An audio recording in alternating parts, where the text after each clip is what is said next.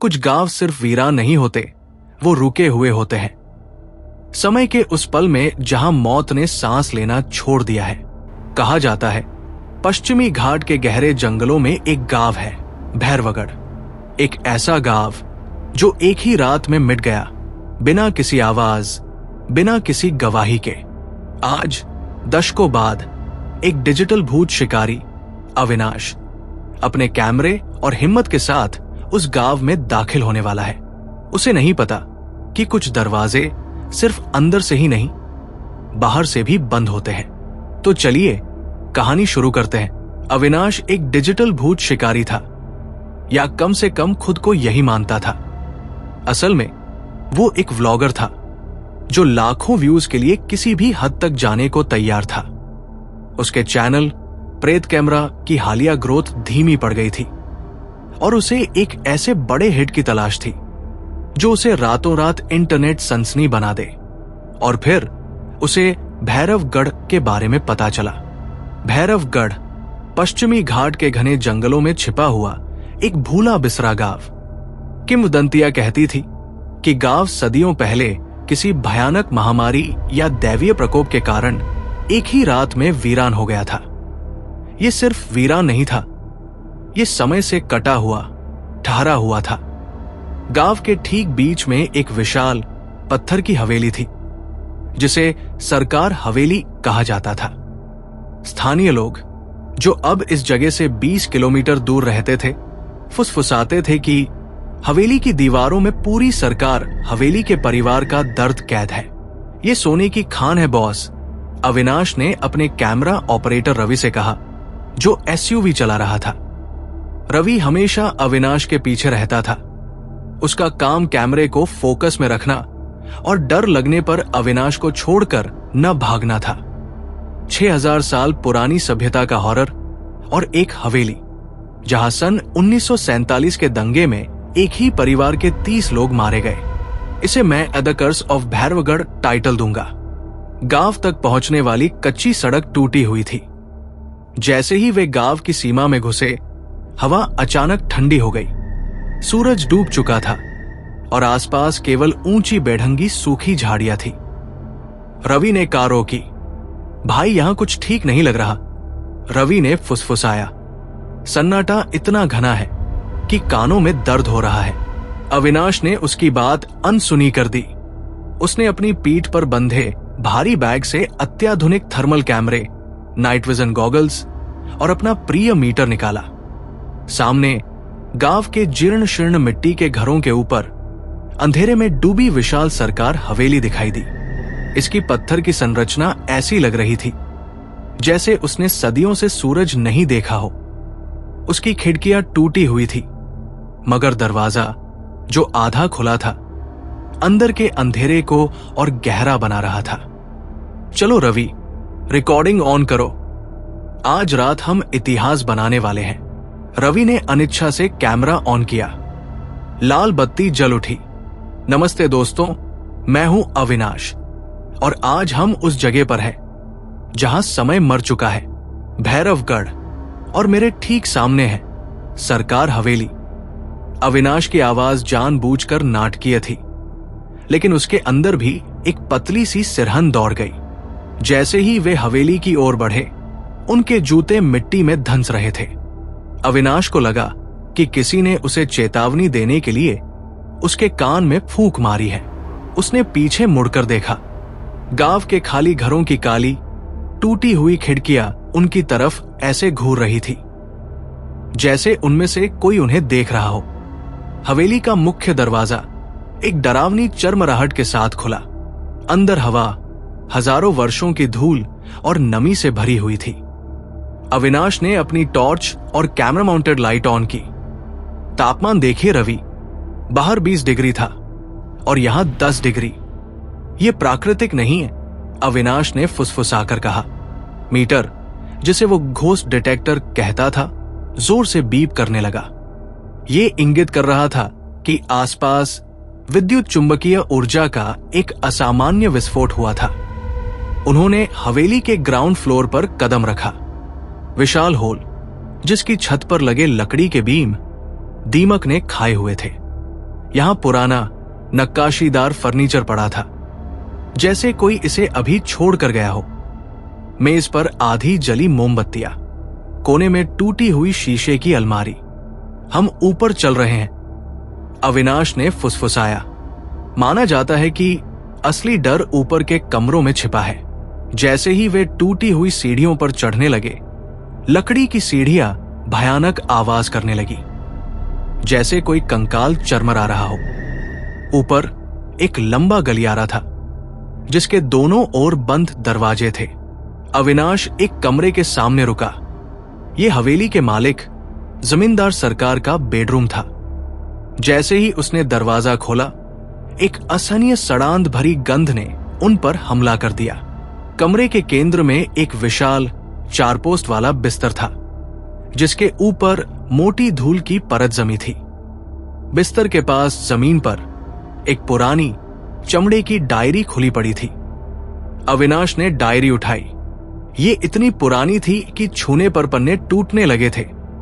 Record करो रवि, मैं पढ़ रहा हूं, अविनाश ने कांपते हाथों से कहा। डायरी की स्याही धुंधली हो चुकी थी, लेकिन एक वाक्य स्पष्ट था, जिसे जमींदार सरकार ने मरने से पहले लिखा था। भैरव ने मुझे धोखा दिया।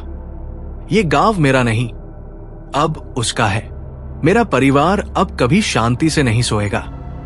वे हमें हमेशा यहां कैद रखेंगे। अविनाश कांप गया। भैरव शायद कोई पुराना ग्रामीण देवता, जो भयानक था। अचानक गलियारे से एक आवाज आई। यह आवाज किसी बच्ची के खिलखिलाने की थी, जो पल भर में घिनौनी चीख में बदल गई। रवि घबरा गया। अविनाश, वो क्या था? यह तो सिर्फ साउंड इफेक्ट है रवि, अविनाश ने झूठ बोला। उसका मीटर लगभग पागल हो 1000 मिलीगॉस तक पहुंच गया था। अविनाश और रवि तुरंत चिल्लाहट की दिशा में भागे। ये एक पूजा कक्ष था। कमरे के बीच में एक टूटी हुई मूर्ति थी, एक भयानक सिर रहित आकृति। उसने थर्मल कैमरा ऑन किया। थर्मल कैमरा कमरे में एक असामान्य ठंडक दिखा रहा था, जो किसी मानव उपस्थिति से मेल नहीं खाती थी। लेकिन जब उसने नाइट विजन कैमरा ऑन किया, कमरे के एक कोने में एक पारदर्शी नीले सफेद रंग की छाया दिखाई दी। वो स्थिर थी, जैसे किसी ने हवा में स्याही का धब्बा छोड़ दिया हो। देखो रवि, ये वही है, हमने इसे पकड़ लिया। अविनाश कांप रहा था, लेकिन ये डर कम और उत्साह ज्यादा था। उसने उस छाया पर जूम किया।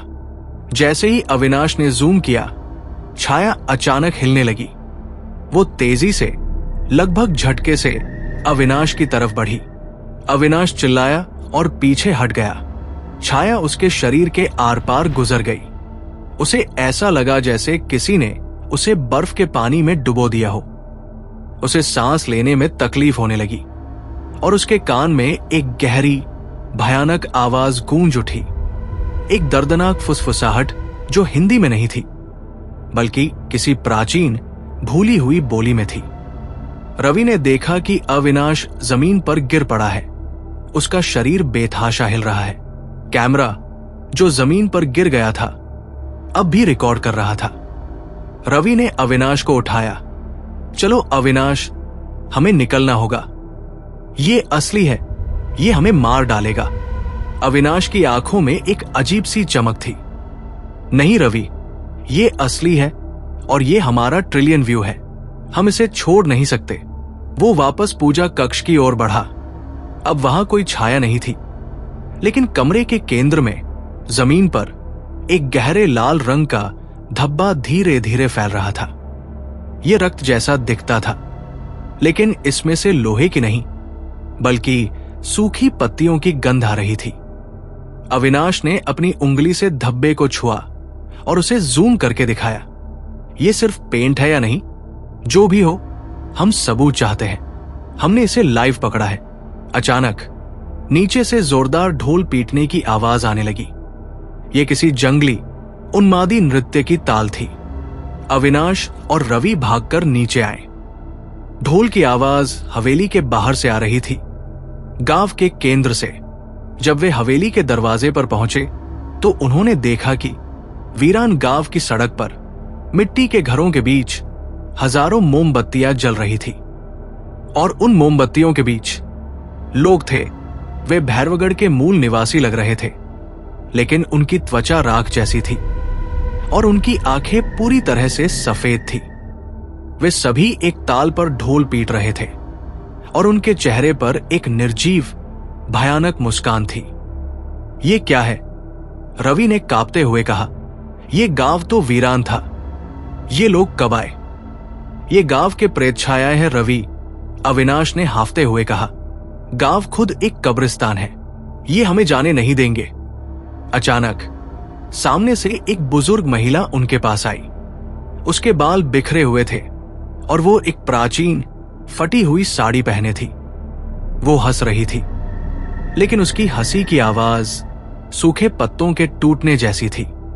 उसने अपना हाथ हवेली की ओर बढ़ाया और अपनी टूटी हुई कर्कश आवाज में चिल्लाई, कहाँ जा रहे हो यात्री? हवेली ने तुम्हें चुना है, सरकार का कर्ज चुकाना होगा। जैसे ही उसने ये कहा, हवेली के अंदर का अंधेरा और गहरा हो गया। हवेली की टूटी हुई खिड़कियों से अचानक तेज हवा बाहर निकलने लगी, जैसे हवेली खुद सांस ले रही हो। ढोल की आवाज तेज होती गई और गांव के लोग नाचते हुए हवेली की ओर बढ़ने लगे। भागो, अब रिकॉर्डिंग बंद करो। अविनाश ने अंततः अपनी जान बचाने की इच्छा को महसूस किया। वे एसयूवी की तरफ भागे, लेकिन कार तक पहुंचने से पहले ही उन्हें पता चला कि वो रास्ता अब सूखे कांटों की झाड़ियों और अचानक उगी हुई बड़ी चट्टानों से भरा था। गांव ने उन्हें घेर लिया था। उन्हें पता था कि वे अब हवेली से दूर नहीं जा सकते। उनके पास एकमात्र सुरक्षित जगह थी, हवेली की अटारी। वे वापस हवेली के अंदर भागे और सीढ़ियां चढ़कर तीसरी मंजिल पर पहुंच गए, जहां एक अंधेरी छोटी अटारी थी। अटारी में जमींदार सरकार के परिवार की पुरानी बची हुई चीजें थीं, टूटे खिलौने, कपड़े और एक विशाल पुराना शीशा जो धूल से भरा था। जैसे ही वे अटारी में घुसे, ढोल की आवाज धीमी हो गई, लेकिन अब दीवारों से फुसफुसाहटों की आवाज आने लगी। हजारों आवाजें एक साथ एक ही बात दोहरा रही थी, कैद, कैद, आजादी नहीं। रवि का फोन सिग्नल खो चुका था, लेकिन अविनाश का कैमरा अब भी रिकॉर्ड कर रहा था। कैमरा उसका हथियार था, उसका गवाह। उसने खुद को शीशे के सामने खड़ा किया और कैमरे को अपनी तरफ घुमाया। उसकी आंखें लाल थी और उसके चेहरे पर डर और पागलपन का मिश्रण था। दोस्तों, अगर आप मुझे देख रहे हैं, ये हमारा आखिरी प्रसारण हो सकता है। ये जगह सिर्फ हॉन्टेड नहीं है, ये एक जीवित जाल है। ये लोग, ये गांव, सब कुछ शैतानी है। मुझे माफ कर देना रवि। अविनाश ने अचानक रवि को धक्का दिया और कमरे के बीच में रखे एक पुराने लोहे के संदूक की ओर भागा। उसने संदूक खोला।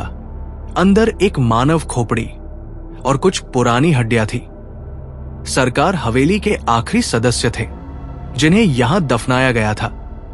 शायद इन्हें शांति देने से अभिशाप टूट जाए। जैसे ही अविनाश ने उन हड्डियों को छुआ, शीशे में उसका प्रतिबिंब बदल गया। शीशे में अविनाश नहीं था, शीशे में एक पीला, डरावना चेहरा था जिसकी आंखें काली थी और उसके मुंह से खून टपक रहा था। यह जमींदार सरकार का प्रेत था। उस भयानक प्रेत प्रतिबिंब ने अपने शीशे वाले हाथ से अविनाश की तरफ इशारा किया। कमरे की हवा में एक बर्फीला बवंडर आ गया। चीजें उड़ने लगी और रवि चीखता हुआ कोने में सिमट गया। अविनाश ने हिम्मत की, आंखें बंद की और जोर से चिल्लाया, हम तुम्हें नहीं छोड़ेंगे। दुनिया को पता चलेगा कि तुम कौन हो। उसने कैमरा जमीन पर फेंका और संदूक को बंद करके उस पर बैठ गया। शीशे में प्रेत हंसा, एक ऐसी हंसी जो कमरे की दीवारों को फाड़ रही थी। अचानक अविनाश को लगा कि किसी ने उसके गले में ठंडी जंजीर डाल दी है। उसका दम घुटने लगा। वो संदूक से नीचे गिरा, लेकिन कैमरे ने अब भी वह दृश्य कैद कर लिया। शीशे में दिख रहा प्रेत अब अटारी के केंद्र में खड़ा था। अविनाश के शरीर से ऊर्जा चूस रहा था। अविनाश की आखिरी फुसफुसाहट कैमरे के माइक ने पकड़ ली। रिकॉर्ड, रिकॉर्ड, मत रुकना। और फिर कैमरे की बैटरी अचानक शून्य हो गई। सन्नाटा, पूर्ण और भयावह सन्नाटा। पुलिस को भैरवगढ़ में एसयूवी मिली। उसमें रवि का मोबाइल फोन और अविनाश का बैग था। अविनाश और रवि का कोई निशान नहीं मिला। कई हफ्तों बाद एक पुलिसकर्मी ने उत्सुकतावश अविनाश के कैमरा से मेमोरी कार्ड निकाला। कार्ड में कई घंटों की अस्पष्ट फुटेज थी, लेकिन अंतिम रिकॉर्डिंग वो अटारी की आखिरी 3 मिनट की फुटेज थी। फुटेज में सिर्फ अंधेरा था, लेकिन आवाजें स्पष्ट थी। ढोल की आवाज, अविनाश की सांसें और फिर भयानक फुसफुसाहट, कैद, कैद, आजादी नहीं। सबसे चौंकाने वाला दृश्य था जब कैमरा जमीन पर गिरा और उसने शीशे का प्रतिबिंब दिखाया। पुलिसकर्मी ने शपथ ली कि उसने एक पल के लिए अविनाश के शरीर में जमींदार सरकार के भयानक चेहरे को देखा।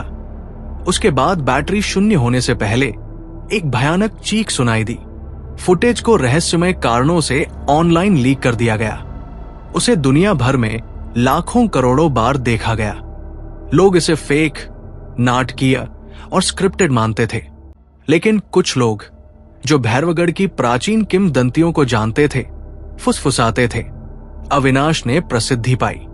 उसने वो ट्रिलियन व्यू हासिल कर लिया जिसकी उसे चाहत थी, लेकिन वो प्रसिद्धि की कीमत चुका रहा था।